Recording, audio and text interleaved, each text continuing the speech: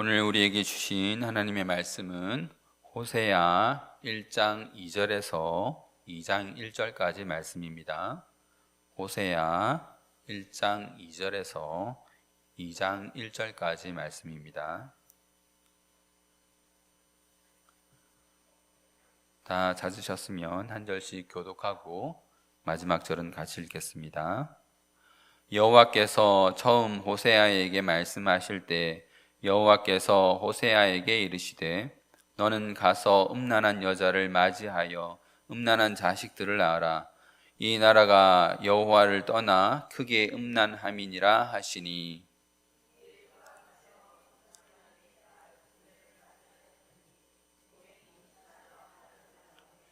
여호와께서 호세아에게 이르시되 그의 이름을 이스라엘이라 하라.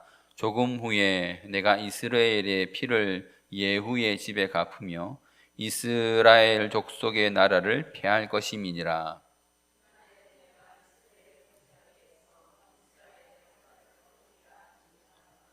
고멜이 또 임신하여 딸을 낳음에 여호와께서 호세아에게 이르시되 그의 이름을 로루하마라 하라. 내가 다시는 이스라엘 족속을 긍휼히 여겨서 용서하지 않을 것임이니라.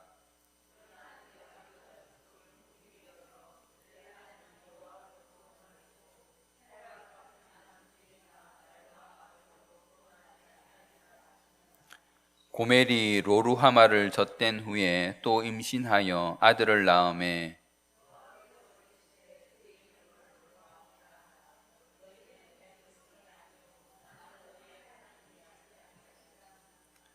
그러나 이스라엘 자손의 수가 바닷가의 모래같이 되어서 헤아릴 수도 없고 셀 수도 없을 것이며 전에 그들에게 이르기를 너희는 내 백성이 아니라 한 그곳에서 그들에게 이르기를 너희는 살아계신 하나님의 아들들이라 할 것이라.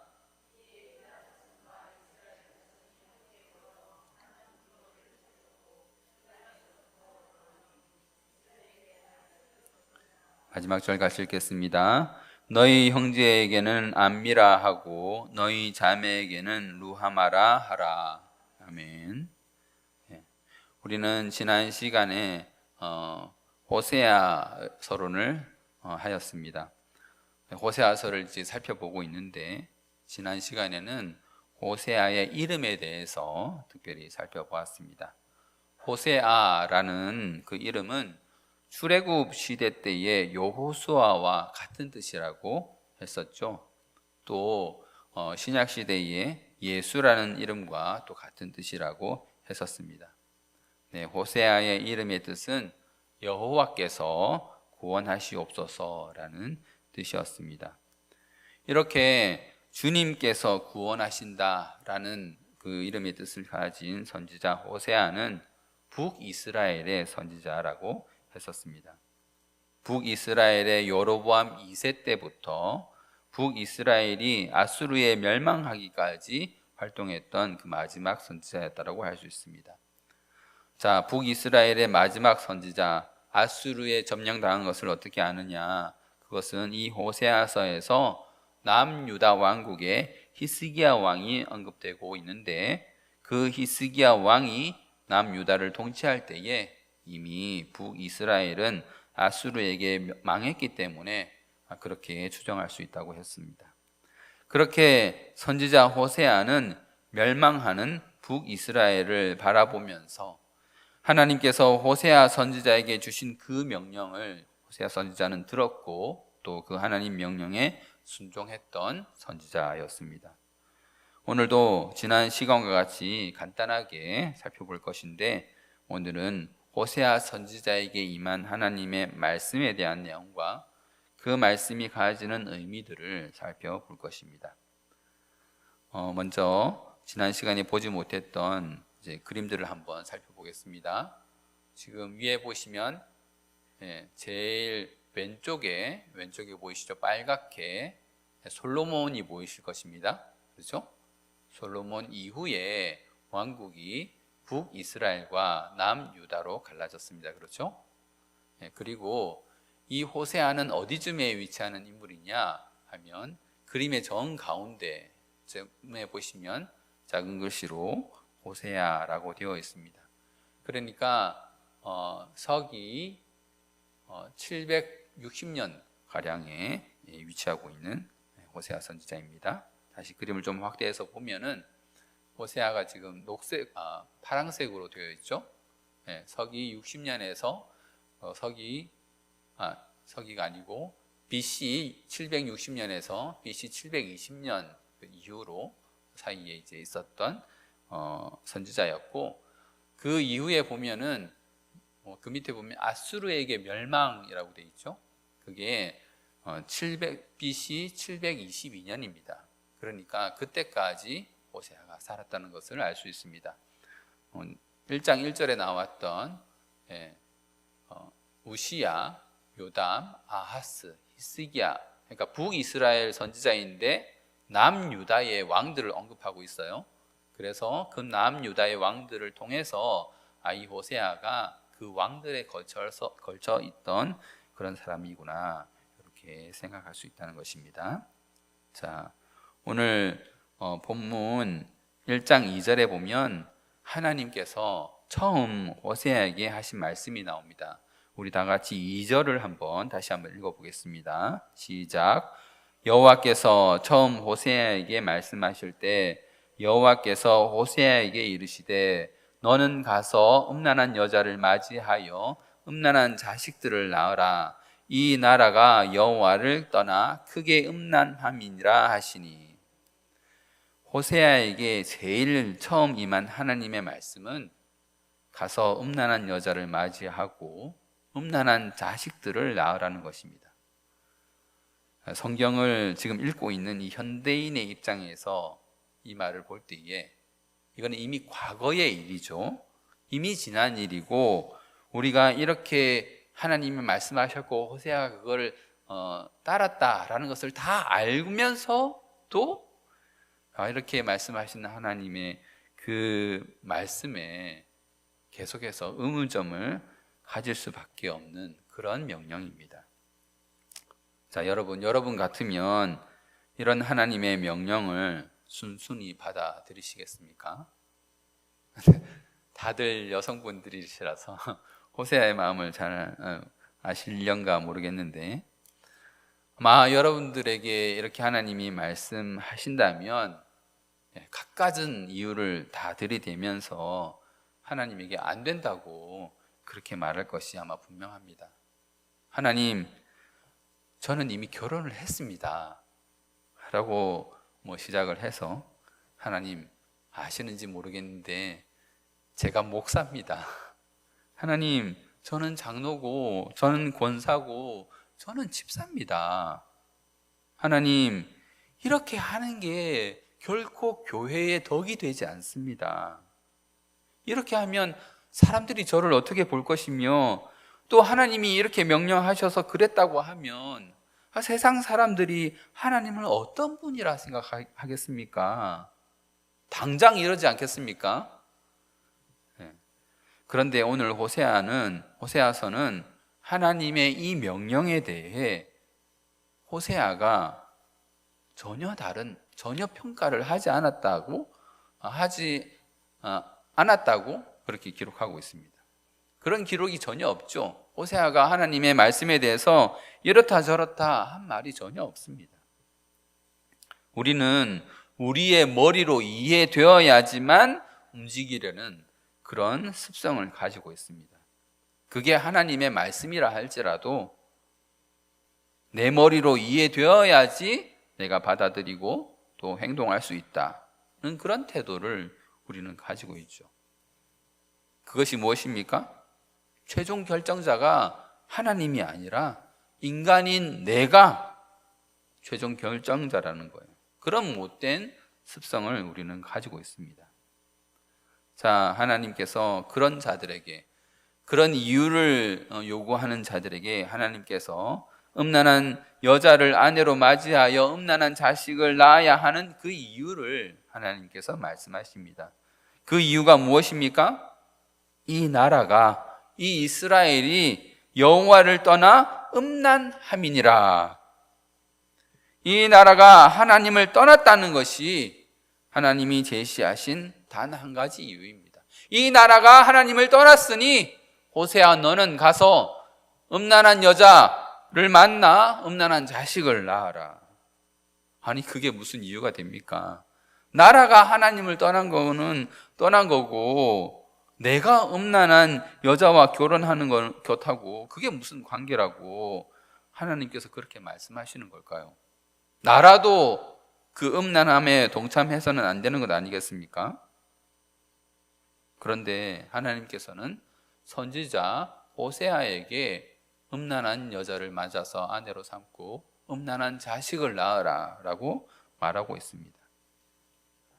이스라엘에서 선지자는 주목을 받는 사람입니다. 이스라엘 왕에게 주목을 받고 이스라엘 백성의 주목을 피할 수 없는 존재입니다.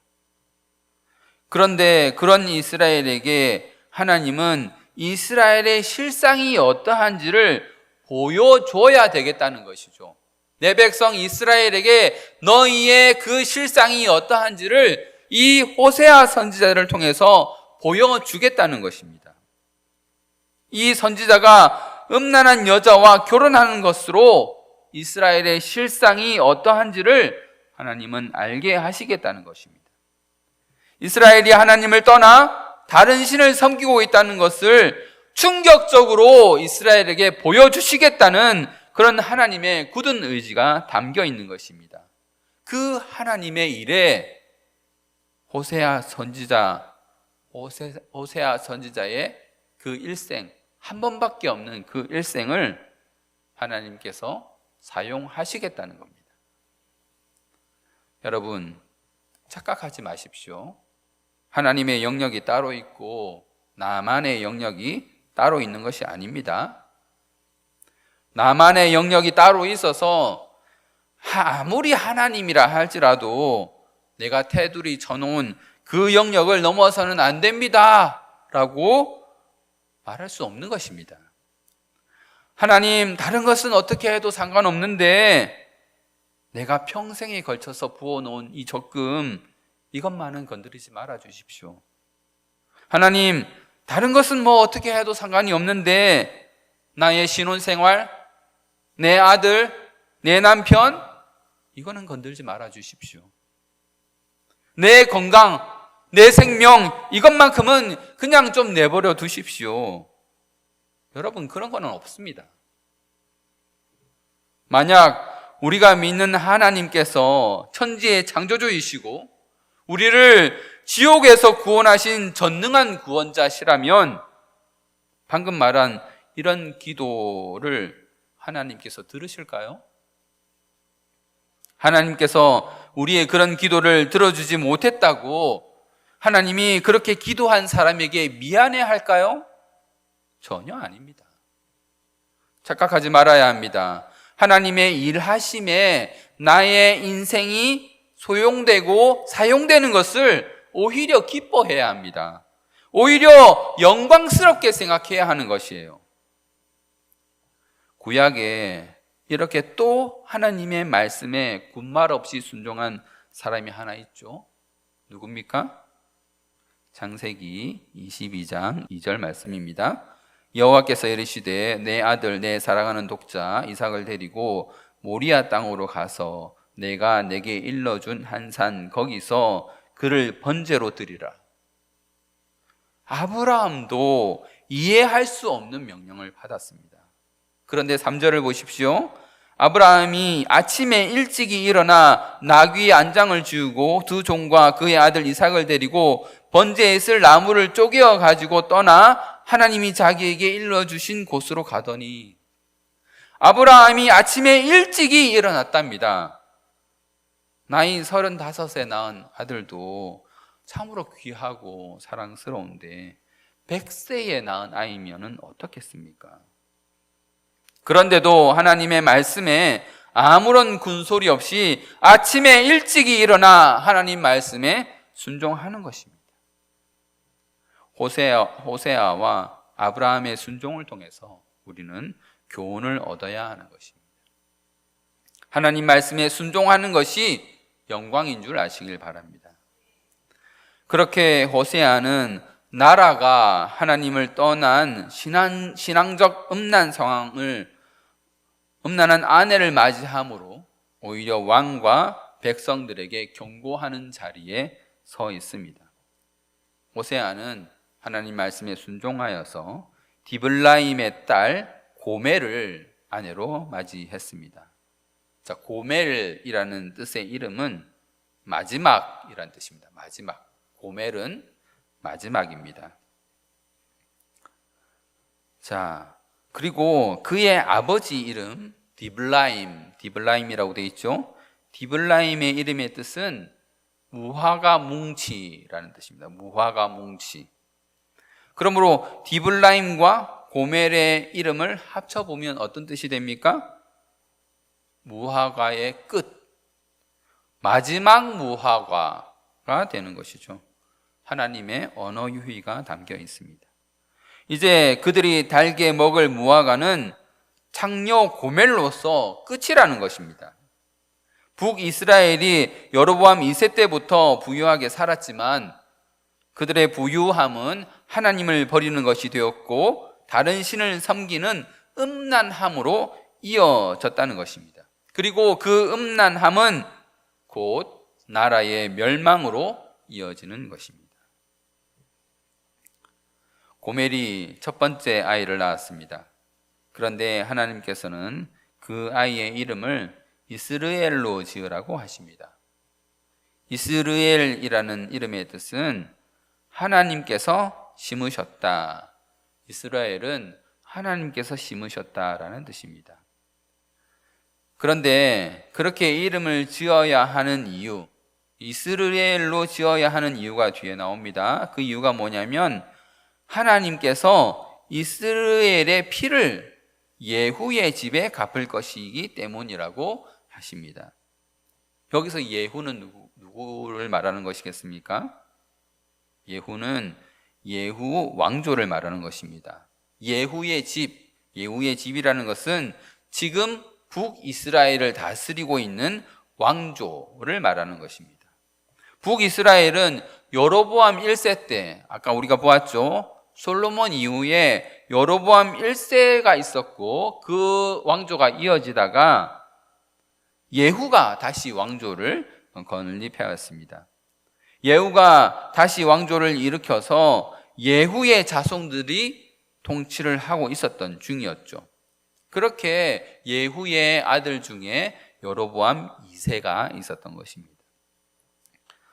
하나님께서는 왕에게 통치받고 있는 그 이스라엘 백성들을, 그러니까 북이스라엘 백성들을 하나님이 파종하신 이스라엘로 보시는 것이며 그 백성을 제대로 통치하지 못하고 부유에 빠져서 다른 신을 섬기는 그 왕조를 예후의 집이라고 말씀하신 것이죠.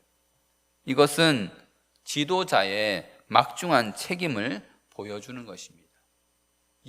이스라엘의 피, 즉 이스라엘 백성들의 피를 예후의 집에 갚겠다. 너희 왕과 족속들에게 갚겠다라는 것을 보여주는 것이죠. 그 이름을 호세아 선지자 아들의 이름으로 채택함으로써 하나님께서 이스라엘 왕에게 경고하시는 것입니다.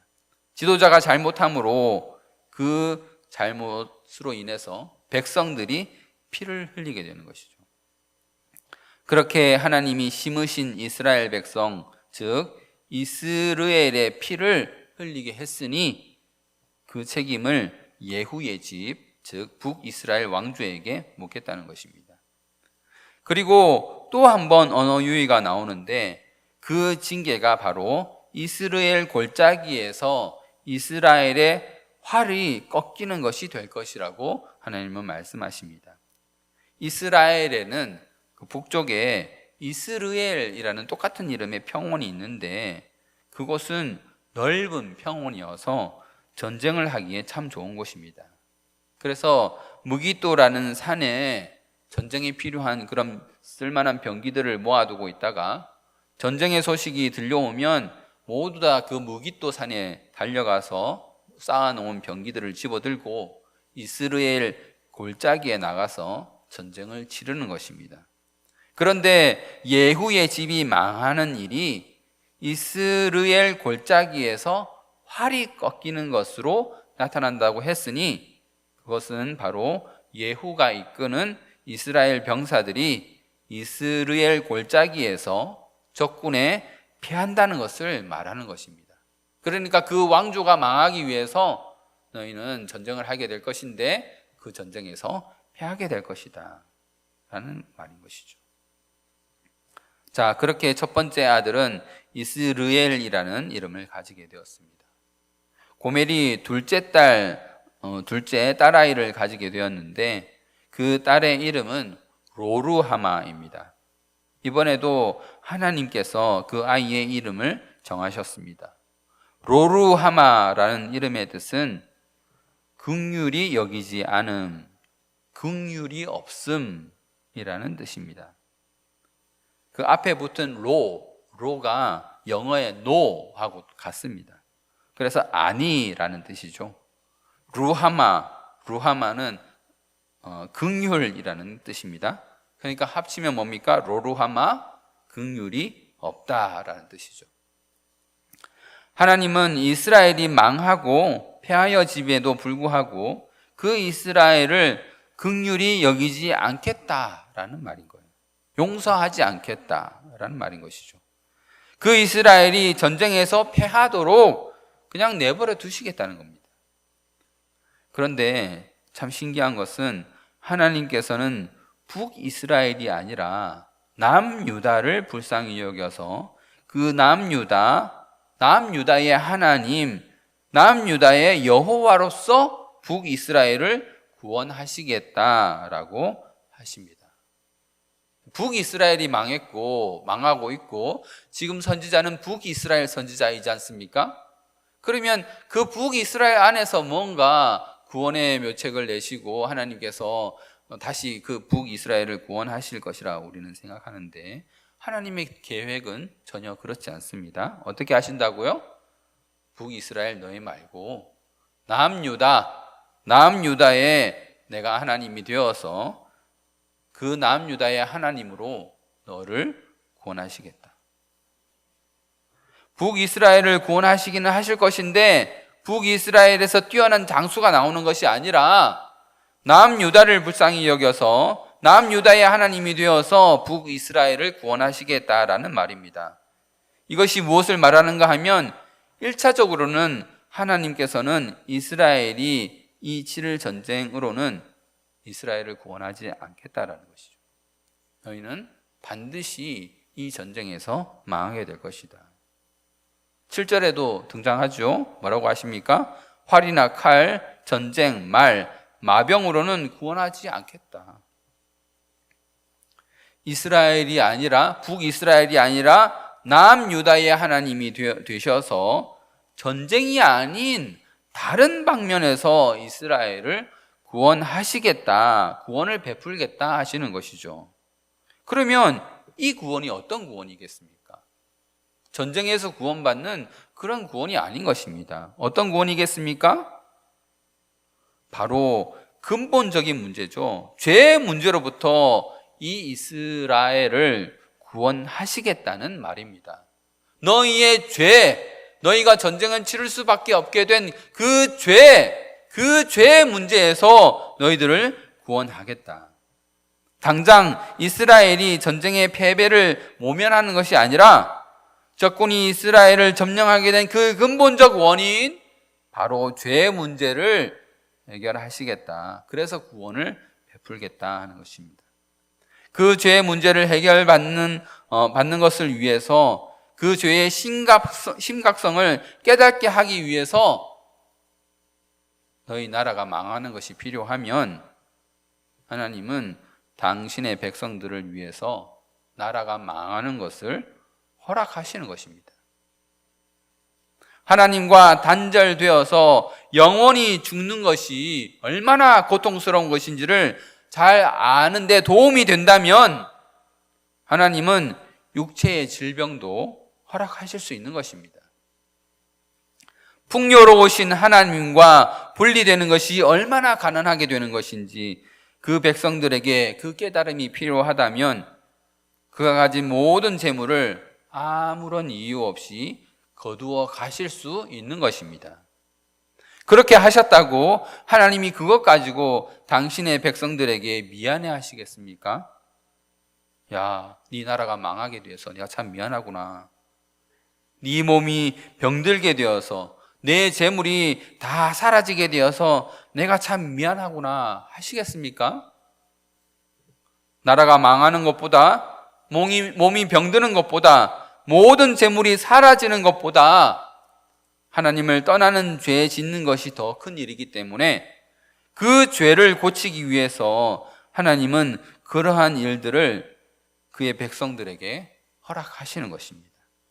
이스라엘은 전쟁에서 망해야 하는 것입니다.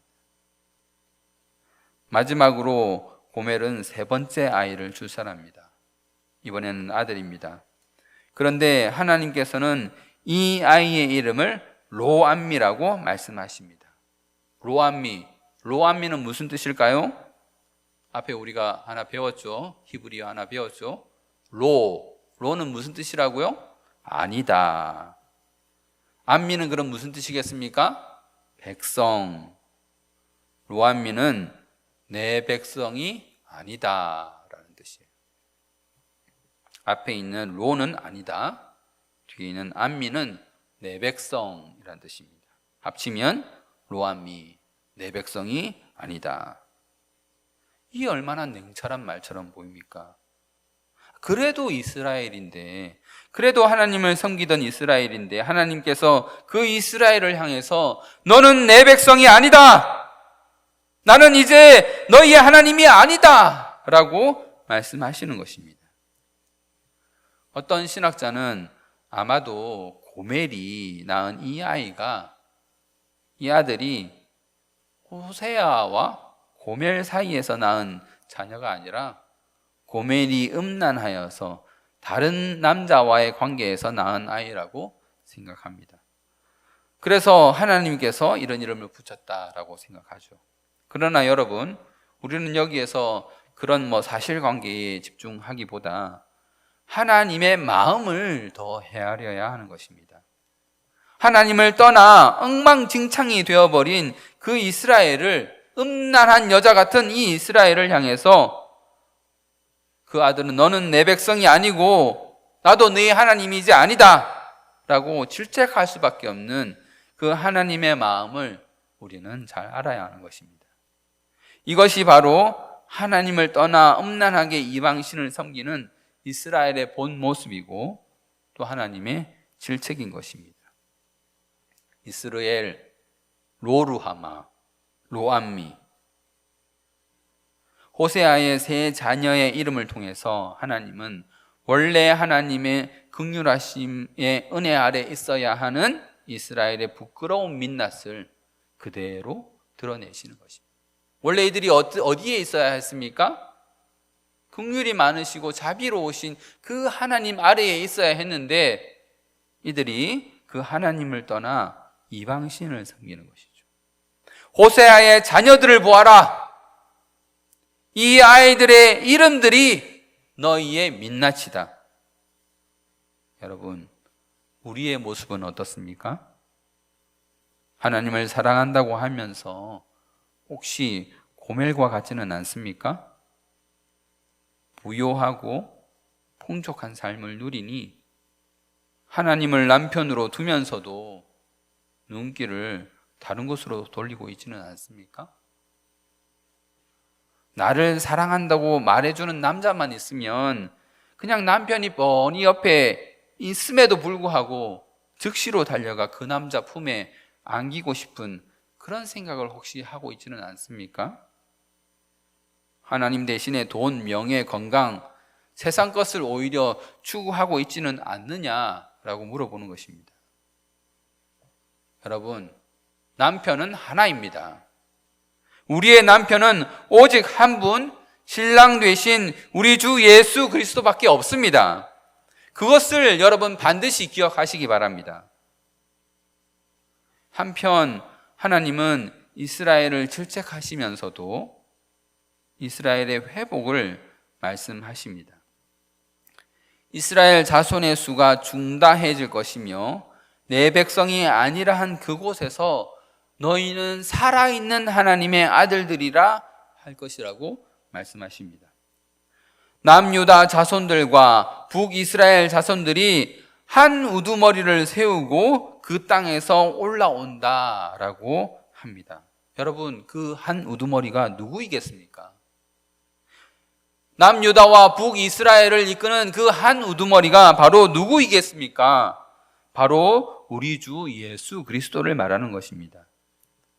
우리 주님께서 앞장서셔서 하나님 백성들의 우두머리가 되셔서 하나님 백성들을 그 죄악에서 돌이키시고 다시 하나님께로 돌아가게 하는 그 모습을 호세아는 그리고 있는 것입니다. 로암미에서 암미로, 내 백성이 아닌 자들이 내 백성이 되고, 로루하마에서 루하마로, 긍휼이 없는 자들에게 긍휼이 내려지는 그런 반전을 그려내시는 그 하나님, 호세아는 그 하나님을 그렇게 말씀하고 있는 것입니다. 이제 말씀을 맺겠습니다. 하나님께서는 하나님을 떠난 이스라엘에게 음란한 여자 고멜을 높이 들어서 보게 하십니다. 하나님의 선지자가 음란한 여자와 결혼하게 하심으로 이스라엘의 본래의 모습이 어떠한지를 보게 하십니다. 너희가 이 고멜과 같지 않느냐? 그리고 그 자녀들의 이름을 통해서 이스라엘의 죄의 심각성과 하나님의 그 심정, 하나님의 안타까워하시는 그 심정을 나타내시면서 이스라엘을 질책하시는 것입니다. 그러나 우리 하나님은 백성을 질책만 하고 백성을 내치는 것만이 아니라 그 이스라엘의 회복을 말씀하시면서 그들이 결국 하나님의 품으로 돌아갈 것을 말씀하셨습니다. 스스로 멸망길로 달려가는 이스라엘을 끝까지 놓지 않으시는 우리 하나님, 오히려 그들의 죄를 멸하시고 다시 내 백성이라 긍휼을 입은 자라 부르실 것을 말씀하시는 그 하나님을 보면서 우리도 세상 그 무엇보다도 그 누구보다도 신랑 되신 우리 주님을 붙드는, 우리 주님만 꼭 붙드는 그런 신앙의 모습을 가시는 자들이 되길 바랍니다.